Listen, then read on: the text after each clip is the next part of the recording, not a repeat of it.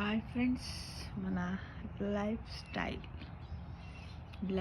స్టైల్లో మనం ఎలా ఉండాలి విషయం తెలుసుకో. మనిషి యవ్వనములో డబ్బు కోసం ఆరోగ్యాన్ని పోగొట్టుకుంటాడు. వృద్ధాప్యంలో ఆరోగ్యం కోసం డబ్బులు పోగొట్టుకుంటాడు. అంటే జబ్బులు పడే హాస్పిటల్ ఖర్చులకి డబ్బులు పోగొట్టు. ఆరోగ్యము ఆస్తి కన్నా మిన్న, ఆరోగ్యం లేని ఆస్తి సున్నా. చిన్నప్పుడే మనం చదువుకున్నాం ఏంటిది, ఆరోగ్యమే మహాభాగ్యము అని. ఆస్తి విషయంలో నిస్వార్థంగా ఉండండి, ఆరోగ్యం విషయంలో స్వార్థంగా ఉండండి. చూడండి ఎలా ఆరోగ్య విషయంలో స్వార్థం ఉండాలి, ఎందుకంటే మనకు మనమే అనలైజ్ చేసుకుంటూ ఫుడ్ తీసుకోవడంలో కానీ, ఎక్సర్సైజ్ చేయడంలో కానీ, మన హ్యాబిట్స్లో కానీ ఉండాలి. కానీ ఆస్తి విషయంలో నిస్వార్థంగా ఉండాలి.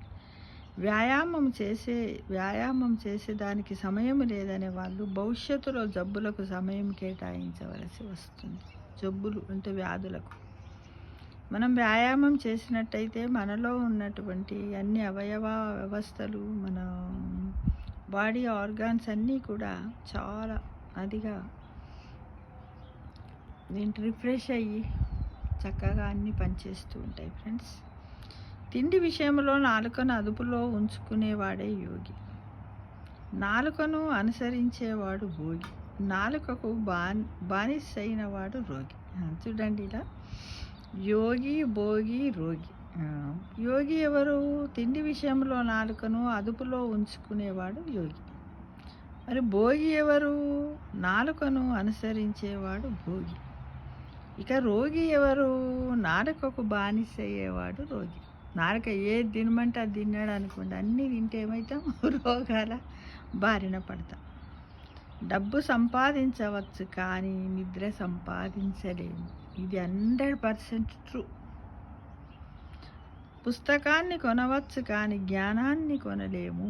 అంటే ఇది మనం పుస్తకము కొనగానే జ్ఞానం కొన్నట్ట కాదు. ఆ పుస్తకాన్ని తెరిచి చదివినప్పుడు దాంట్లో ఉన్న విషయాన్ని అర్థం చేసుకుని నలుగురికి పంచినప్పుడు ఆ నలుగురు ఆ విషయాలను గ్రహించుకొని సమాజం యొక్క నైతిక విలువలను కాపాడినప్పుడు ఆ జ్ఞానాన్ని నలుగురికి పంచిపెట్టి నలుగురికి ఉపయోగకరంగా ఉన్నప్పుడు మనం చేసే పనుల్లో కానీ, మనం చేసే కార్యరూపంలో ఉన్నటువంటి ఆచరణలో పెట్టినప్పుడే జ్ఞానాన్ని మనము సంపాదించుకోగలుగుతాం. పుస్తకాలను మస్తు కొని అక్కడ పెట్టచ్చు. జ్ఞానాన్ని సంపాదించుకోవాలంటే మనం ఏం చేయాలి? ముఖ్యంగా మనలో చదవాలనే పఠనాసక్తి ఉండాలి, పరిశీలన ఉండాలి, ఆత్మ పరిశీలన ఉండాలి.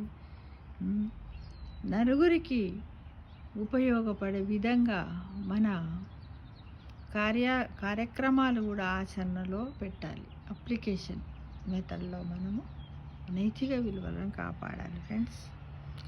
మందులను కొనవచ్చు కానీ ఆరోగ్యాన్ని కొనలేము, అంతే కదా. మనకి ఏ జబ్బు వచ్చినా కూడా ఫలానా మందు కొనుక్కోమంటాడు, కానీ ఈ మందు లేకుండా నీ జబ్బు పోతుంది కాబట్టి అని జబ్బును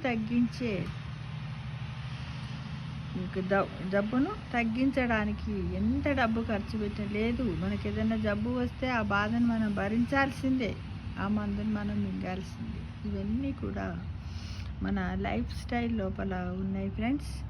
మనం ఏంటంటే ఒకవేళ మనం ఈ విధంగా మనం అనుకొని ఆలోచించుకొని ఉన్నట్లయితే మన జీవితాన్ని ఏంటంటే ఒక క్రమమైన పద్ధతిలో ఎలాంటి బాధలు లేకుండా మన దేహాన్ని భగవంతుడు ప్రసాదించిన శరీరాన్ని మనకి ఎలా ఇచ్చాడో అలానే అన్ని అవయవాలను ఆరోగ్యంగా ఉంచి దేవుడికి ఒక నైవేద్యంలా సమర్పించడానికి, మోక్షాన్ని పొందడానికి మనము ఈ విధంగా దారి వేసుకోవాలని ప్రతి ఒక్కరిని ఆశిస్తున్నాను ఫ్రెండ్స్. Thank you.